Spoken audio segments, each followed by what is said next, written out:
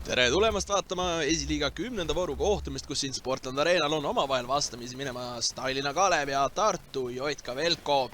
Kui võistkondade vahele vaata, et jääb bussiga siin 2 tundi sõitu, siis täna ikkagi Sportland Arenal on kokku saadud ja saame ka siis aga ikkagi sellel hooajal Velko ridades selliseks võtmetähtsusega mängijaks kerkinud ja tegelikult ka Alo Päregrupp on nii-öelda proovib seda palli ise rohkem vallata, et tuleb kaugele ka ja Bachmann paneb käed vastu.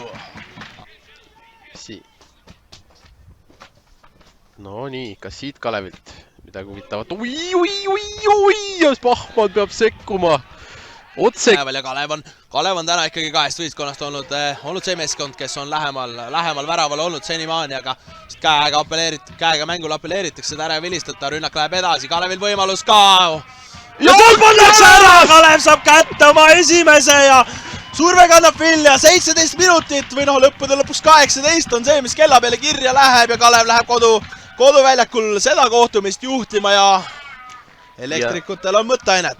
Ja Oskar Debisol paistis olevat see, kes selle värava lõi, nii et pressi osas näib küll, et on ikkagi hetkel vähemalt esimese poole põhjal vett vedama läinud. Ja Kirsipuu läheb põhimõtteliselt coast to coast, aga selliste pikk pall. Oleme et pikemaid palle tõesti sealt poolt näha saanud, tuleb ka kasti suunas ja sealt löögikoht ka, kuid värava peale lõpuks ikkagi vähemalt esimese korraga ei tule ja seal nüüd Kalevi mehed ka väljaku murul maas. Siin on mida kuulata, aga vaatab ära Kalevi tulemise ja Kalevi tulemine lõppeb hetkel Velko kaitsmiseks väga halb eksimus ja läheb pall lõppude lõpuks üle raami. Aga Velko on hädas, Velko mehed jaol, aga Kalevi rünnak jätkub vale puutega ja läheb Velko vastu rünnakule, siit on võimalik võld tulla ka, tullakse 2-1, lõpuks 2-3, konks ka ja ei pane ära ja Velkol suure... Sikk saab hakata nüüd minema. Ja no Velko laseb Kalevil joosta. Debisol, Sakarias, ja Taio Tõniste nüüd päästab selle asja. Velkole vähe, Velko tuli kindlasti tänasele kohtumisele ühe ja väga selge sihiga, et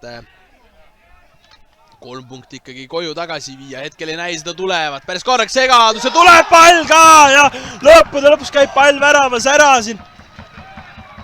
Hetkel oli kommentaatorite boksi ette sedavõrd suur segadus. Sedavõrd suur segaduse mängijate kuhi tekkinud, et jäi päris pall hästi liini taha, sealt on võimalik Velkol tulla ka, pall alla, lahti, Laaser läheb panema, ei panda väravast ära, ikka pall lahti ja lõppude lõpuks siiski mitte. Tahetakse alati vahetust teha, aga eks siis mehel tuleb praegu kohaneda. Esimese palli klaarib Kalev ära, tuleb löök ka, pall postis ja nüüd lõppude lõpuks värav kõlab, aga ei, värav ei loe, see on suluseis ja Kalev püsib, Kalev elab ja elab sedavõrd hästi, et eduseis on endiselt 2-väravaline. Kalevil võimalus vasakut äärt pidi tulla, pilk üles, pall kasti, hästi leitakse ka ja seal jällegi suur.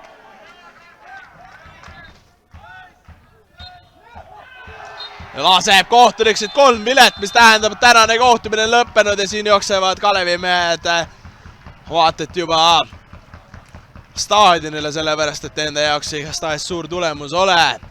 Koduväljakul 2-0 Tartu Velko